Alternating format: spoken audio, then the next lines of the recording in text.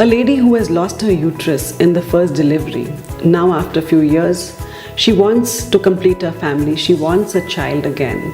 Can she conceive? Yes, she can, but through an IVF process. So she has to come to an IVF unit and go through the IVF procedure. But the couple needs to understand that genetically the child will be theirs because the egg will be hers from the ovaries. The stimulation will be done for the IVF, but the process of picking up in the absence of a uterus may be not transvaginal as in normal IVF, but abdominal or laparoscopically the eggs may be picked up from the ovary, fertilized in the lab with her husband's sperms, and embryos are made, but the embryos will have to be transferred into a surrogate mother, meaning a third person's uterus will be utilized here, which is called as surrogacy.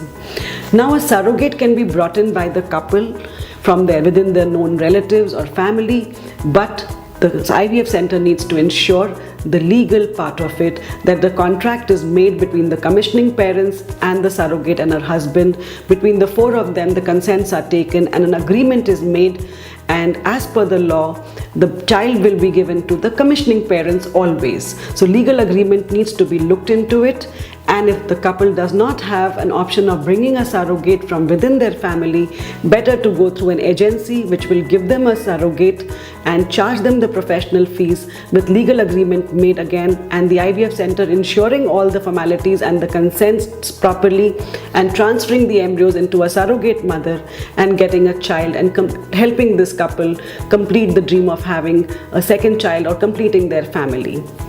Also, there are other conditions where a uterus may be absent by birth. I recently had a patient who did not have a uterus right from the birth. So was this possible for this girl to conceive? Yes. Her ovaries were there, but they needed to be stimulated, and of course the eggs were taken out, fertilized with her husband's sperm and transferred to a surrogate, and they do have their own genetic child today. And also she had balance embryos left, which again she said she'll come after maybe a few years and do it again in a surrogate and have the family completed. So with an absent uterus since birth, which is a congenital anomaly, this girl could be given a child through IVF. Also, there are other conditions of the uterus.